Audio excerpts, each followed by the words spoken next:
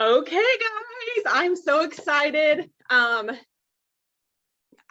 don't know, this might be one of my favorite podcasts that I'll be doing. I love them all, but this is, for some reason, super near and dear to my heart. So I love it. So we are going to be talking LGBTQ and all of everything. So I feel like I know a lot, but then there's other things I'm like, I don't know, and so I want to use this as a time where I can ask my questions to you, but then hopefully educate more people as well. So we have Stacy with us today, and I'm so excited. I'm so excited. Yay! Stacy, tell us who you are, what you do, all the things. Cool. I'm Stacy Crady. I work at a chiropractic office as the front office manager, chiropractic assistant, catch-all. I do all of the things. I talk to all of the patients and do all of the things. I'm also a photographer, mostly boudoir, but I also do like lifestyle and family photography. Yes, she did my maternity photo shoot, and you can see, I'm going to show you. Ooh, you have it. Oh, I love that one. I know. It's amazing. Oh. My baby belly with my two other kiddos. Yes. So I do all of that. I have 3 kids, age 10 to 16, and then one in the middle. And yeah, that's a little bit about me. Okay. So let's get into it, because I'm so excited. I've been like counting down the days and the hours to this. So how about just tell us kind of from the beginning. The beginning of like my adult life, or yes, like when you, because so there, you put a post out. Yes. And then your husband, yes, put out, I didn't know if we were still doing husband or whatever. So he put a post out, and I didn't realize that he said that both of you had identified as bisexual. Mm-hmm. So when did that start for you? So I realized I didn't know anything. That's okay. I got married. The first time that I got married, I was very young. I was 23, I think. And just kind of really wanted to have the lifestyle that I was supposed to be having. I had a son already. I wanted to get married. I wanted to have the family and do all of the things that you're supposed to be doing. And I use that in quotes because that doesn't mean anything. I realize now. I started, about the time that marriage ended is about when I realized that I was actually bisexual and attracted to both men and women. But I never did anything about that because I was terrified. Because I didn't think that it was valid, and I didn't think that I had any right to try to explore that side. So, and I didn't really have anybody to talk to. Let me stop you real quick. Yeah. Because of your like upbringing, or? Yeah. Yes, partially because of my upbringing. Because I grew up in a very conservative Christian household in the middle of Kansas. And I remember very distinctly that talking about anybody that was gay was so derogatory and was not acceptable. Okay. It was mentioned quite a few times in my church that was not okay. It was mentioned by my mother that it was not okay. And so even if I had figured it out early, I don't know what I would have done because it just wasn't an option. Okay. And then as I got older, and especially after my first divorce, I felt like I didn't have a right to explore that because maybe being bisexual wasn't valid, or maybe I was just bored. I just wasn't really sure what those feelings were. Okay. But it was probably about 9 years ago that I realized that I definitely had an attraction towards the same sex, towards women. But still towards men as well. But still towards men as well. Okay. Yeah. Okay. Now I have a question about that. So yes. And we talked about how I got into Sorry, I thought my computer was all charged. Can you plug it in for me, baby? So my 5-year-old's gonna plug my charger in for me. It happens. It's been a mess. My baby actually, my husband got up with her and then brought her to top her off, and she passed out and slept for over an hour and a half, which is unheard of for my child.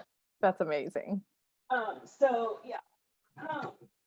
And he was gonna bring back coffee for me after he took our 7-year-old to school, and he didn't come back right away, which is totally fine. But I turned my alarm off. I was like, he's gonna bring my coffee in a little bit, it'll be fine. And all of a sudden I was in a deep sleep, and I wake up, I'm like, what time is it? I'm like, oh my goodness, we gotta go. So So good. okay, so I had explained to you that I found a show called I Am Jazz. Mm-hmm. And I mean, I binge watched it until my eyes, I couldn't keep them open at night. And then I'd start watching it the next day. And and I just so explain to me the difference. And now baby brain is really setting in. So the difference between bisexual and what's Pansexual? Yes, thank you. Yeah. So there's a difference between bisexual and pansexual. Bisexual is a person who is attracted sexually to both men and women. So physically, those very specific genders of men and women. Okay. Pansexual is more that it doesn't matter the gender. You're attracted to everybody or anybody if you have a connection with them, and it's not necessarily yes girls, yes guys. It could also mean people that are identify as non-binary. It could also include people that are transgender, but basically it means the gender doesn't really matter. They're more attracted to the person. Right. Okay. Yes. That was kind of my understanding, but yeah, it all, and there's a lot of terms. Yes. And I truly believe, and I had a friend, and she's married to a woman, and she kind of explained it there's kind of a spectrum of there's some people that are 100% attracted to the opposite sex, and then there's people that are 100% attracted to the same sex, and then there's everybody in between. And it's just a spectrum of kind of where you fit in. Yeah, it's a rainbow. Yes. I love that. Okay, I never thought about it like that. Oh my goodness. Okay, so how old were you when you kind of realized and I was it was okay to start exploring being bisexual? 36. And you are 37. Yes. Okay. That's so what I thought. it's been quite a journey, and the journey started after I got divorced, and once I got back into the dating field, I strictly only dated men because of what we talked about. I just didn't feel like I could even try to date women, and I didn't know how. Nobody tells you how to do that, but there are literally books and shows on how for a woman to date a man and a man to date a woman, but there is nothing in between. Yes. Society doesn't have that. That's not a thing, or it didn't used to be. Right. So I dated men, and I met a man and fell in love with him, and we got married. And that was we got married. Well, we started dating and moved in together and stuff, but that was 4 years ago. And we got married. And did you know that he identified as bisexual? Yes. When you were dating, but did you tell him you did as well? Yes. Yeah, we both were very open. Absolutely. Right. We both knew that each other identified as bisexual. And that's actually part of what helped us kind of bond, and also made it a very safe space for me to later tell him that I wanted to explore that side of me, because I never had. So we actually got married in December of 2020, in the middle of a pandemic. And it was later in about April of 2021 when I just felt and I've been talking to my therapist and trying to process this with her as well, but I felt a very strong need to really explore that other side. Like, Sure. I wasn't sure what it was and I wasn't sure what I needed, but I knew that I needed to date women and at least have that experience. Sure. Um, and so I don't know, you probably don't know this either. Okay. So so in April of 2021, we agreed to open up our marriage and become polyamorous. Okay. Um, Do you want to and explain what that is? For yes, those who yes. don't So polyamory is not the same as polygamy. know? Mhm. That's different. Polyamory just essentially means that you are capable of loving more than one person in the same capacity as you love your spouse. Which is not the same thing as somebody who's a swinger, Correct. because That that's just a physical. yes, that is generally thing, just right? physical. It's just about sex. Okay. Yeah. But polyamory is very much like, poly meaning more than one and amory meaning love, right? But So at the end more of the than day, one you love. come home to one spouse. Some people do. There's not really any rules. You just have to do what works for you. For us, we decided that I would date and kind of explore that side. And then obviously my husband was allowed to date as well if he wanted to. But he didn't at the time feel like that was necessary. And so he gave me his full blessing. And I started dating a woman in June of 2021. And that would be my girlfriend. And Yeah. then when did you come out as being a lesbian versus bisexual? So the more that I dated my girlfriend, the more I had a lot of confusion. And I didn't really talk to anybody about it, except for my therapist because Okay, I was gonna say, I hope you're therapist. Okay, good. yeah, I didn't talk to anybody because I just didn't know what it was. I Right. had a lot of feelings and I didn't know how to explain them. And I didn't know how to nail down, a label for it Mhm. because for some reason we all feel like we need labels to understand things. Yes. And but I started questioning more and more and more about my sexuality as our relationship went on. Um, and looking back, that caused quite a bit of turmoil in my marriage and like in myself. But I still needed to figure out what it was. And I came out to my husband as lesbian, which I realized that's what it was in October of 2021. Okay.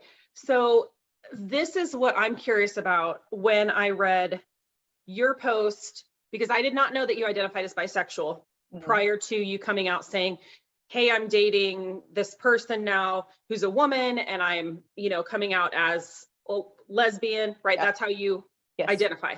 Okay. Yes, that's how I identify. I'm always afraid of like using the wrong terminology and not being PC and all No, of that. I do. I identify as lesbian. Okay. So how do you fall in love with a man? And then how do you then say, okay, but now because I'm with a woman, I'm a lesbian? Yep. That's probably the biggest question that I get from anybody, honestly. Anybody who's not super familiar with the LGBTQ, yeah, my mouth's not working, but you know what I'm saying. Anybody who's not super familiar has that question. And I had the same question as well internally. And that's part of the process that I went through. But are you familiar with compulsory heterosexuality? We call it comphet for short. No. Okay. Going back to what I had said previously about growing up in the the middle of Kansas and the conservative lifestyle that I was exposed to, being gay was not an option. It was never a how do you feel? Who would you like to date? You have choice, you know what I mean? That was never period. The shows that I was brought up watching, there was never any queer people in there. Like Little House on the Prairie, you know what I mean? Like Right. it's not Yes. nobody in there is queer. And I use queer as a broad term. It's not for me, it's not derogatory. It's just kind of an all-encompassing term. Well, Some people and don't that's prefer one it, but thing Yeah, and that's one thing I have recently learned, because it was always derogatory Mhm. when Do you I know was who made growing it up. derogatory? Huh? Do you know who made it derogatory? Tell me. Straight people. Oh, yes. They used it as a bad word. And then Yes. same with being gay, like you heard in grade school, you're so gay, and it was always a bad Or thing. that's gay. Yes. Yes. Yes. Yes. Yeah. Because I grew Um, up, and I don't know how often I said that, but oh, even I said it so okay, much. yeah. Yeah. Yeah, because 'Cause that's that's what just you what I did. mean, that's what everybody did, and I didn't say it as a negative, but you think about it and you're like, okay, Yeah. but it is. Yes. Yeah. Um, It's used as a dirty word. yes. Yeah. It's no So, longer. We're taking it back. Queer is not a yes. bad word. And so what I've learned and what I've like researched when I hear things on like right now I'm getting all my information from I Am Jazz. And then I like look things up and try to understand. So Yeah. from what I researched, it said that queer is like the overall It's like an umbrella. umbrella that, Mhm. and then you're okay, I'm queer, and then I identify this way. Yes. Okay. Yes. Yep, absolutely. But compulsory heterosexuality basically means that you are forced into being heterosexual, i.e., straight, Mhm, because that is the only thing that you have been exposed to or allowed mhm. to see. It's somebody used a really good analogy that I love, so I'll use it with you as well. If you have only been given a black pen to write with your entire life, that's all that you know. Somebody gives you a black pen and says, "Here, this is what you write with." And you're like, "Okay, I write with this." And then one day somebody says, "Oh, hey, I have a blue pen." And you're like, "What? A blue pen? What is that? What does that look like?" And then you start using the blue pen and you're like, "Oh, wow. This is really pretty. I like this. I think I like this more than the black pen." Or maybe I like them both equally, or you know what I mean? But if Okay. no one ever gives you a blue pen, you don't know what it looks like. You don't know Okay. how it writes. I You don't love know if you like it, right? So that essentially is what compulsory heterosexuality is, or comp het. And it's a huge thing because especially if you're not brought up with any knowledge of the queer community, how are you going to know? You might just think something's wrong with you. Um, but going back to your question about how do you go from like being attracted to men and marrying men and then suddenly becoming a lesbian, hindsight's 2020.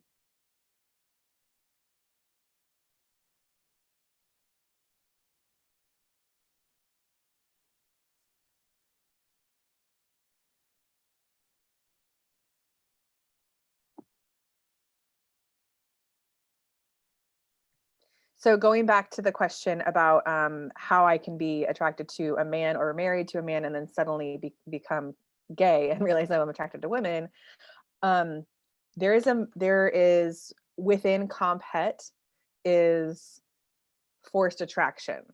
And so you kind of have to step back and look at, am I actually attracted to this person? Am I actually attracted to men? Or do I think that I need to be attracted? Do I think I need them to like me? Do I actually like men? Or do I want them to like me? Okay. And that goes back into comp het, where like all of the movies, all of the TVs, thing that girls and women are taught is you have to get a guy to like you. Mhm. Here's what you do: you dumb yourself down, you pretty yourself up, make sure you're smiling, because the goal is to have them like you. And it actually makes a lot of sense to me about looking back into my life, my childhood, and like all of the icky feelings that I would get once I finally did get a boy to like me. Holding hands made me sick to my stomach. Making out with my earlier boyfriends when I was like in high school, it made me sick to my stomach. There's probably a reason I didn't have sex until I was 18. Because it physically made me ill, but I kept going because that's what you're supposed to do. You're supposed to get a Ah, boyfriend. You know okay. what I mean? Um, So how was your first time? Was it terrible? it was awful. Okay. It was awful. It was horrible. It was with a boy that I had been dating for maybe like a month. It was awful. And did you just do it because you felt like you were supposed to? Yeah, Okay. absolutely. Okay. I was getting ready to move out of the state and, didn't want to go to a new place being a virgin. So I kind of just did it to get it over with.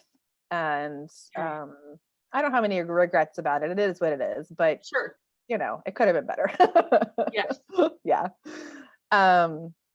So that is something, that whole struggle of the attraction and am I actually attracted or do I want them to like me because this is what I'm supposed to be doing? That was a harsh reality for me. Realizing that I'm not actually attracted to men. I just want them to like me because that's what is supposed to be happening. Okay, so how do you fall in love and marry two Mhm. men? Yeah. Like, do you look back and go, I wasn't really in love with them, or were you in No, I love with the definitely loved him. person? Okay, Yeah. but No, like a no. friend? Yeah. Well, no, not necessarily as a friend. Okay, You can have deep love with somebody, um, and not be physically attracted. You know what I mean? okay. But you can also be like, and that's a sticky little question because Well, and I also understand, like, let's put this out there too, that yeah, this is your story. this is my story. Yes. So Um, everybody yeah, is, different and everything like that. yes, So let's just yes. throw that out there. But yes. For sure. Everybody has a different experience. And I guess in my experience, because I don't want anybody to hear this or see this and be like, oh, she didn't actually love her husbands. No, I for sure did. I 100% did. And at the time, I was attracted to them. But I, having The sex reason was a behind different being thing. attracted to them was more of a force. This is what I'm supposed to Yeah. do. Yeah. Which is hindsight, which I didn't quite realize. And I mean, once I started dating my girlfriend and once we became intimate, I was like, all right. This is what it's supposed to be. Just like, okay. And now the dots have connected. And now I understand. And now I'm like, yeah, no, I'm not straight. I'm not bisexual. I don't want to be with men. Okay. That was a really hard place to get to. Okay. And Mhm. it sounds to me like in a very short time. Very short time. What? So it was very much like going through puberty again. Well, like having my first boyfriend again, Yeah. because it was just like a rush of feelings and emotions and probably hormones and I'm 36 at the time and it was just all flooding at once and Yeah. so very overwhelming. Yes. Yeah. Now, baby brain, baby brain again. I just had a question. So how did you meet your current girlfriend? She's a patient at the office I work at. Oh, really? Okay. Yeah, so she is a patient here and she'd be totally fine with me saying that. That's not a HIPAA violation. Um, but I was instantly attracted to her and I was like, gosh, I really she's really cute, but So physically and oh yeah, and intellectually, we didn't have a whole lot of conversation, but a little like banter back and forth mhm. for 2 years. Yep. Yeah. Wow. Yeah. And then we finally became close because she asked me to do a photo shoot for her. She had been looking for somebody to do a photo shoot for her to express kind of like art therapy. And so we did that in, I think it was January of 2021. Okay. January or February, I can't remember. I think January. And so we did that and through that whole process we got a lot closer as friends. But dang it, if I wasn't so stupid I'm like, attracted to you're her. sitting there taking pictures of this woman that you're like so Yeah. attracted to, Oh and yeah. like, oh my goodness. Hey, I was professional. I am a Oh, I'm sure you professional. were. Yes, but inside you're like, Inside I'm like, be chill, be chill. yeah. I had no chill. So, and what is she? Does she She's a identify lesbian. as? Oh, okay. Yeah, she came out when she was I think 15 or 16. Okay. So she's been out for like the last 16 years. And how is that her being in, I'm assuming, like multiple relationships since she was 16, and then this being your first? How is that? She has had a lot of grace for me but she also was one of the people at the time who kind of helped me figure it out, because I was talking to her about something, just kind of venting about something that was in my headspace. And she said, honey, do you think maybe you're a little more gay than you realized? And I was like, dang it. I was like, gosh, I need to talk to my therapist about this. And then I came out to her and she was like, baby, I already know. I already knew that. She was like, I could have told you that from the beginning, but you needed to get there on your own. Sure. So yeah, she's been very supportive and really helpful, and just kind of, because it is very much like going through puberty, and that like I have these realizations where I'm like, oh my God, this explains so much. Way back when, you know, I was taking bubble baths with my friends who were girls when I was 12. I don't think that's a normal thing. No, I did not do that. So, you know, I'll have these revelations and she'll just be like, uh-huh, yep, I know. Do you feel like, so when I had my first boyfriend, I was 16. Yes, he was 18. And I mean, I had never held I held one boy's hand. It was horrible. He was probably like 11 and I was 14 or something at the skating rink. Yes, skating rink. Couple skating rink. Oh my gosh, it was horrible. But so my first, I did all that too. yeah. So my first boyfriend, he felt like he had to be my teacher. Okay. In like everything, dating and blah, blah, blah, blah, blah. Yeah. Do you feel like that in your relationship at all? No. I really thought that I was going to have to lean on her for a lot more guidance, and how to, like, I mean, if we're just being frank, like I had never had sex with a woman. I'd kissed plenty of girls when I was drunk, like, you know, which I just played off as like, oh, I was just drunk. No, apparently straight girls don't do that. But I thought I would need a lot more hand holding, and honestly, it has been the most seamless, easiest. Because this is who you transition, because this is who I am. That's amazing. Yeah. And all of the, you know, especially in my earlier days of dating, I would have to be drinking, be inebriated in some way to have sex with men. To be physical, yeah. Yeah. Which I didn't quite realize until, you know, months ago, but I didn't realize that was like a common thread. And if I wasn't, it wasn't necessarily enjoyable. Well, and I think sometimes too, at least for me, I was so insecure when I was younger that, you know, you have a little bit of alcohol, you get, you know, and then you start to feel, so you're like, okay, well now I can go be physical because I'm not like in my head. Yes, exactly. And so, so do you feel like you had that kind of excuse, air quotes, to make that like, okay, I'm straight, I'm going to be physical, but I'm just a little too much in my head. And then if I drink, I'm not, so I can actually participate. Absolutely. Okay. Absolutely. Like I said, looking back on everything now, I'm connecting dots and putting pieces together. And it's also important to recognize that, and I want to say this too, because it's not that I didn't enjoy being intimate with my husband. We had a great sex life. But it's the process in my brain, and it's looking at the way that I felt beforehand, before, after. You know, I never initiated sex with men, almost never. They always had to initiate it. And I mean, I know why now. But at the time I thought I was broken. At the time I thought there was something really wrong with me.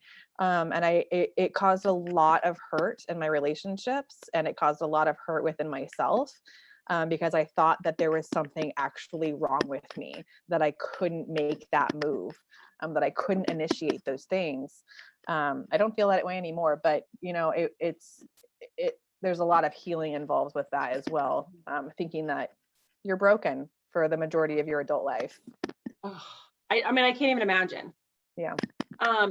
How do you have a good sex life with a man as a lesbian? Which I know you didn't identify at the time, but I mean.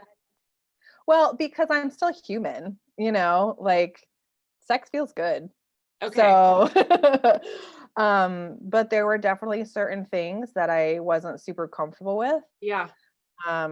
And yeah, there was just, without getting graphic, there was just certain things that I wasn't comfortable with, and which were I'm like, sure we all know. yeah, use your imagination. Yes. But I did them because, you know, it made my partner happy. Even though I didn't necessarily enjoy it, I wanted them to be happy, you know, and for them to have anyway, don't ever do that. You're a people pleaser. Oh, I'm such a people pleaser. Yeah. Okay. Yeah, my whole life. And that was no different, because, you know, that's what you're supposed to do, right? That's how you make a marriage work. It's give and take. It's you compromise and do things that you don't necessarily want to do in order to make your partner happy. Some things you shouldn't do. Yes. Just to make your partner happy. Something that makes you feel uncomfortable and icky. Yeah. Don't do it. Absolutely. That's your Don't gut ever telling do that. you that's not okay. Yes. And even if you don't know what that icky is or why it's there, Correct. It's there for a reason. Yep. Yeah. And that's like, I raise my girls. I never say you're okay when they're having a whatever. Yes. Whatever the reason is. I never say you're okay. I'll say, like, I think you're going to be okay when they're super dramatic, when they, you know, bopped their arm on the door or something, you know. I'm like, I'm sure it hurts, but I think you're going to be okay, just to reassure them to try to calm down. But we do, in our household, we say we do not force affection. Yeah, no, absolutely. Whether that's your sister wanting to hug you and you don't want to hug them, whether it's your grandma and grandpa, Nene and Papa, who, you know, come give me a hug, come give me a kiss. If they don't want to, if they don't want to give me a good night hug or kiss, they don't have to. Exactly. 100%. That's the way that I've raised my kids as well. I should have taken my own advice, quite frankly, but it's really important to me that they know that they have bodily autonomy and they have a choice. And if they don't want to, they don't have to. Your body, your choice. Physical. Absolutely. Yes. 100%. Yeah. Yeah. And I think that, I don't know if that's like a new thing. I don't know how many parents do that. I think it's gotten more, I think it's spread a little bit more in the last 5-10 years. I know that when I had my children, because my oldest is 16, I was still very much like, no, he doesn't have to do that. But that was rare. Most of my, you know, friends, especially like my grandparents, like the older generations, that was rude. That was disrespectful if you didn't hug your grandmother or give your grandmother a kiss. But there was something that never really sat right with me about that. So, you know, I just have never forced my kids to do it. And not everybody is okay with that, but I don't care because that's their body. Yes. Yeah. Yeah. And then my 5-year-old likes to, she's doing it less now that she's 5, but when she was 4, she would, you know, well, you need to pick up the, you know, your toys or whatever. No, my body, my choice. I'm like, whoa. This is no. She would use that for everything when she didn't want to do something. Well, that backfired. I'm like, we need to discuss what my body, my choice really means. Yeah. We'll get into that a little bit more after you pick up your room. Yes, exactly. Do you want to discuss your children at all? We can. Okay. So tell me that dynamic and what's going on there. My oldest lives in San Francisco with his dad. And so he comes to visit every once in a while. And then my younger two live at home and split time between my house and their dad's house, who also lives here. Are you talking about as far as like coming out? Say that again? Are you talking about as far as like me coming out? Yes. Yeah. My 16-year-old is having a really difficult time with it. We are actually not on speaking terms right now. And he has reassured me that it is not because I'm a lesbian. He fully supports that. He himself identifies as bisexual, so it's not about that. It's more he's 16 and he has, that his world is very small and there's been a lot of changes in his life in the last, 5-10 years. And he's just having a hard time processing all of those appropriately, and trying to figure out how to process them, because that little brain is going through so much change right now developmentally, and then you throw life on top of it. Mm-hmm. So we're giving him space to figure out what he needs to figure out. The younger two, who are 12 and 10, do not care. They are completely unbothered. They don't care. My 12-year-old told me a couple months ago that he identifies as pansexual. And I said, okay, cool. Do you know what that means? And he was like, yes. So I said, okay, cool. Thanks for telling me. That's awesome. So neither of them have any cares, and they adore my girlfriend and are very excited, to hang out with her whenever they can. And they think she's just hilarious. And I mean, so yeah, it's just another day. I check in with them frequently just to make sure that they have space to talk if they want to, or share concerns. Honestly, their biggest concerns are, can I play with her cats? I love it. That's about it. They don't care. Okay. They're pretty chill. Oh But that's also the home that I've created for them, is, yes. That it's not a weird thing, that's not taboo. And this is just who we are. And also people evolve and things change. That's it. And so that's just kind of how they see it. They're like, okay, thanks for telling. Yeah. And they're like, I'm good. Yeah. I check in with them all the time and they're like, yeah, everything's fine. Why? Like, why are you asking me that? I'm like, just checking. Yep. And I try with my girls, especially the 5-year-old. She's always like, why does everybody hate me? Why does everybody yell at me? Okay, we don't yell at her. I mean, once in a while, let's be real, but she's in timeout all the time, and my oldest is just not. Because it's that middle child syndrome, darling. Yes. And my mom said she was born a middle child. Like she's never been the youngest. Like my mom goes, I think she knows that she's like, there's going to be another sibling down the road. But she'll say, Mommy, I don't want to tell you, or Claire, don't tell Mommy this. And sometimes Claire will say that to Sophia. Why are you telling me? And I'm like, this is a safe space. You don't have to tell me, but I want you to know that it's okay, whatever you have to tell me. It may be, and at this point in their lives, it's the 5-year-old took glitter into her room when she was supposed to be sleeping, and a glue stick, and put glue and then glitter all over her a hanger, and then the shirt that was hanging on the hanger. And she's like, yes, arts and crafts on her clothes. And she was like, Mommy, I don't want to tell you. And I said, honey, you don't have to, but she wanted to, but she was afraid she was going to get in trouble. Yeah. And so it's kind of a fine line between, I want to stay open with them. Like, you can be honest with me. We don't lie in this family. Right. There's going to be consequences, whether it's like a good thing or a bad thing. There's always a consequence to every choice we make in our lives. And I want them to know, don't lie, tell me the truth, and we'll work through it. And things are going to be worse if you lie, because I'm going to find out about it. Exactly. But if you tell me the truth, there's going to be a consequence. It may not be super fun, but it's not going to be as bad as it will be if you lie and then I find out about it. Just be honest. Yeah. And so I want them, and everything that I do now with them, with the, my body, my choice, you can always talk to me, all of those things.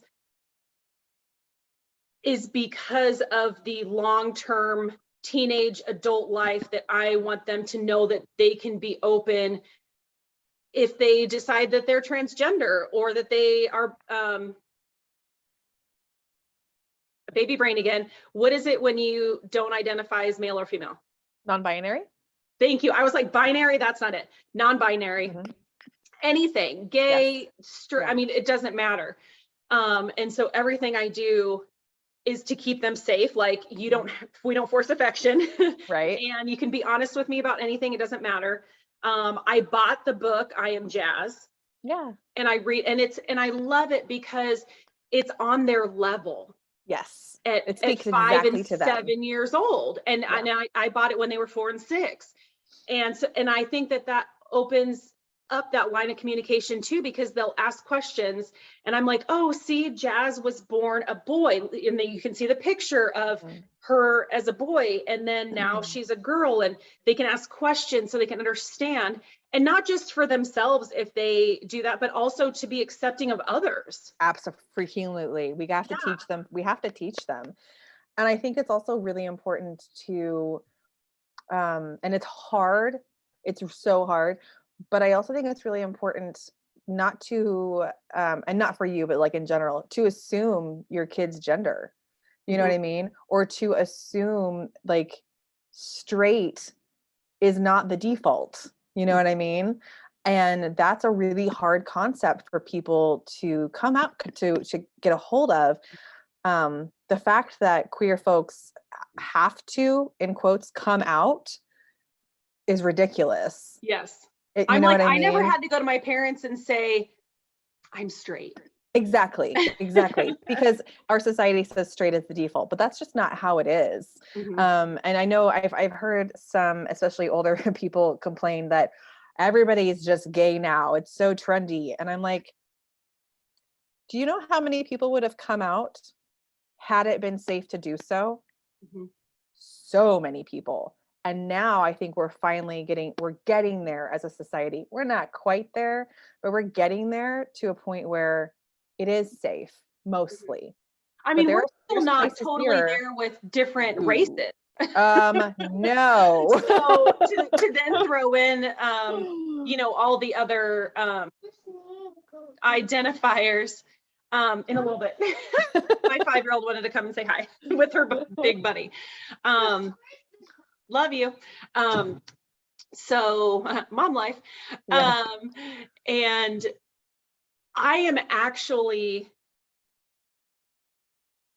and I don't know, I feel guilty that I am, but I feel excited about where we are today with being queer, or being like whatever you identify as, gender wise, sexually, like all of those things. My 7-year-old, and I think she was 6 at the time, so she's in 1st grade, and she brought home, I'm pretty sure it was this year, she brought home a book from the library. And she was so excited, Mommy, look at this book I got. And it was like The Prince and the Knight or something. Yeah.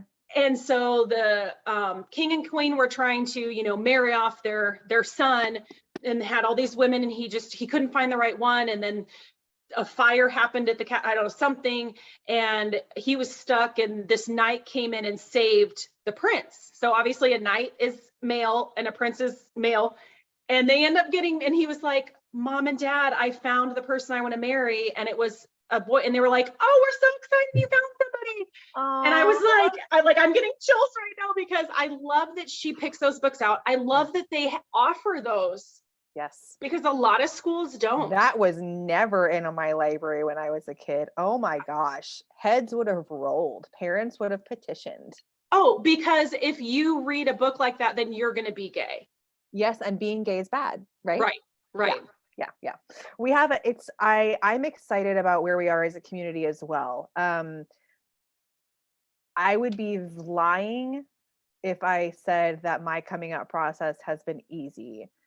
I was hopeful that it would be, but I've lost family members and friends after I came out. So we still have a long way to go a long way to go, but Well, I'm and encouraged by where we are now. yes. And I can't imagine how difficult that is to choose love within a partner, Mhm, knowing that you're going to have to give up your family. mhm. Yep. I mean, no wonder it took you so long. Girl. Yeah. Um, it's really hard because, there's so many people who don't feel like they can come out Mhm. because of that. And at the end of the day, my happiness and my life are worth more than that. Yes. And if other people can't see it, they don't deserve a place in my life. And that's a really hard term to come to, but it's true. Um, I've and people who aren't going to be respectful of me, and even people who aren't going to be respectful of my children, I've unfortunately had to cut people out of my life because they weren't respectful of my children. Um, And it's the same they thing as weren't me. respectful of your children because of, Um, just because of the way I choose to raise them. okay. Because they just weren't, it was a forced affection type of situation. Mhm. And they weren't respectful of me saying, leave them alone. you know? Mhm. So that person is no longer a part of our life. And this is no different. It hurts a little bit more because I'm a grown adult, but you know, I'm learning more as I get older that family is not necessarily blood, and some of my closest family is chosen family who are not blood, Yeah. and that's okay. And And it's important that my kids know that too. yes, and this is you setting boundaries. Like that's what it Absolutely. boils down to. I think that a lot of people, and maybe it's not true, but I was raised um, where we didn't have boundaries, and Hmm. not in a bad way. I mean, it's not like I was ever abused or anything in that Yeah. way, but you do something. If somebody asks you for help, you do it, whether you're okay with it or not. Um, whether it stresses you out. So then I would always agree to do something for somebody, whether it was like taking on their shift and working for Yeah. them, or helping them, whatever. Um, and then I would be upset with them for even asking me. You start to resent them. Yes. And like, how is Yeah. that fair? Because it's okay to ask for help, but that doesn't mean the person you're asking help from has to say yes. Absolutely. Absolutely. And you're right. We weren't raised with boundaries. Mhm. We couldn't have those. They weren't acceptable. Mhm. And Because you're a that's child, yes, and and you don't deserve the them. adults tell you what to do. Absolutely. Which is Mhm. baloney, by the way, for anybody listening. That's baloney. Yes. But that's how it was done, and kids are humans, they deserve to have boundaries just like adults do. If you Mhm. choose not to put boundaries in place, that's your bad. As Yes. an adult, Yes. maybe learn a little differently, but yeah, it's a boundary situation. And I can't set myself on fire for people that wouldn't be willing to do it for me. Mhm. um and yeah, at the end of the day, my life is important and it's worth it, and that's what I've chosen.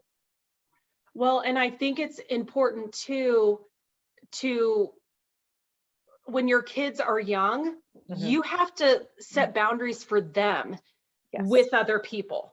Yes, because they can't do it for them. They shouldn't have to advocate for themselves at that age.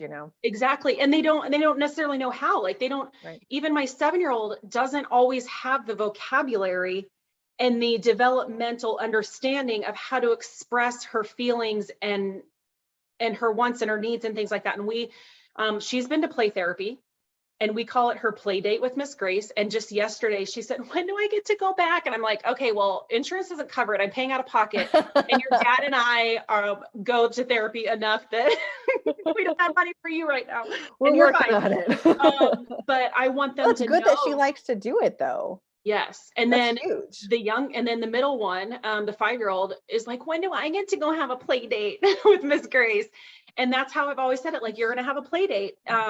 Because when I say I'm going to like my therapist, and they don't even totally understand that, and I try to explain it on their level a little bit. So how are they going to understand that they need to go? Yeah, they're not. You're doing age appropriate words and explanations, and yes, as long as they're excited about going, that's fantastic. I know. I'm impressed. Yeah, no, we're so blessed to have her, and just, I don't know. I mean, I guess it's, kind of the way that we refer to it. And I mean, I've been going to therapy since I was 15. So it's, on and off. And I'm very comfortable saying that I go to therapy, and I deal with depression, anxiety, all of the things. And who doesn't, honestly? especially in this day and age, like, let's be real. You're not normal, I don't think, if you don't have some sort of if you made it through a pandemic without going to therapy, I have questions. right. I don't know your life at all. But even as like, I remember going to California for the first time, which is where my husband's family's from, and I love them, and I'm so blessed to have the in-laws that I do. He has 3 sisters, mom and dad are still married, and just such a loving family. But we just raise our kids differently, and that's okay. But we went when my oldest, Claire, was 5 months old. We went and visited for the first time, and she obviously had never seen them, didn't, know them, whatever. And so they want to hold her, of course, they're so in love with her and everything. And I passed her over, and she's crying and looking at me, reaching for me.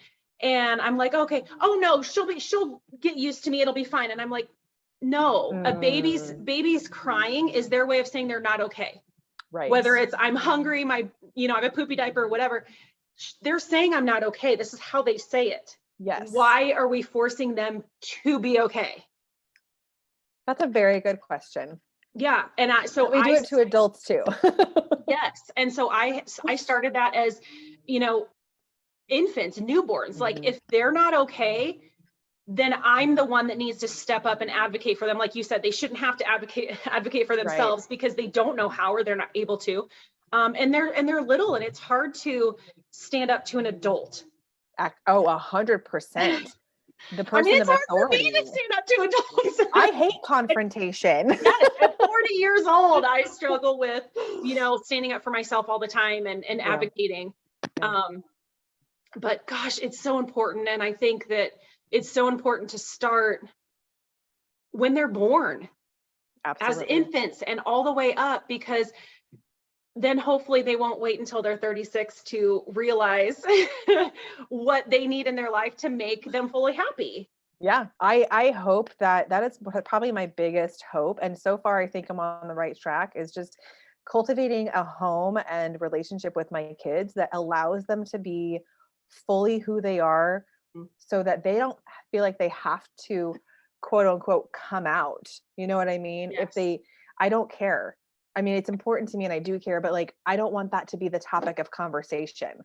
I want them to come to me and say, hey, I met somebody that I want to date, and I can be like, cool, who is it? And they can say anybody, and it's not a big deal. It's a big deal because we're excited, but it's not a big deal because of their gender.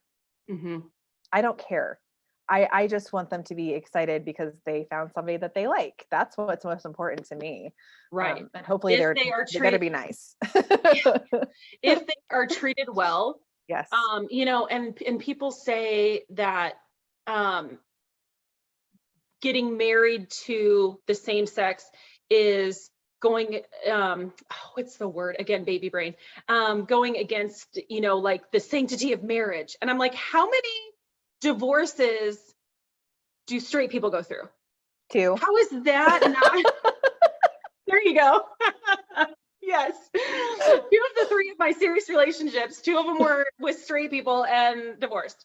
And how is that not ruining the sanctity of marriage? Which I am 100%. If you are not, you deserve to be happy. Whoever, absolutely. Like everybody, whether absolutely. That's, I got married. And if you didn't get married the first time, you wouldn't have 2 of those babies.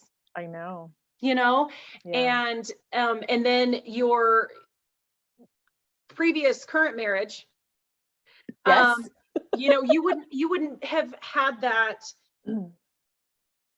I probably wouldn't have figured out that I was gay. Right. Yeah. And then where would I be?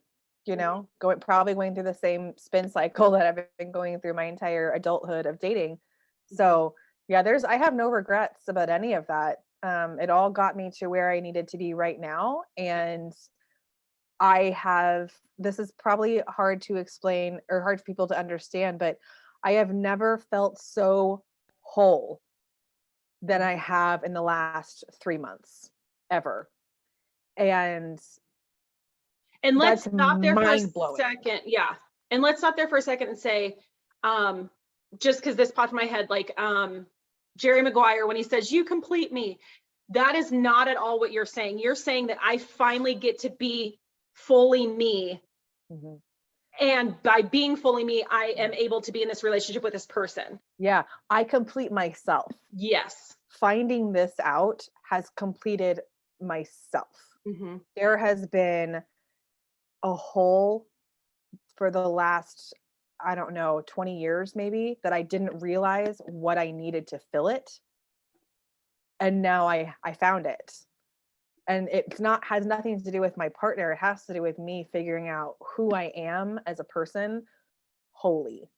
And I mean, it's been a game changer for me, like emotionally and physically, honestly. Because I just had something missing and I didn't know what it was. Yeah. And it was you being your full authentic self. Absolutely. Yep. Yeah. Yeah. It's pretty cool. I love it too.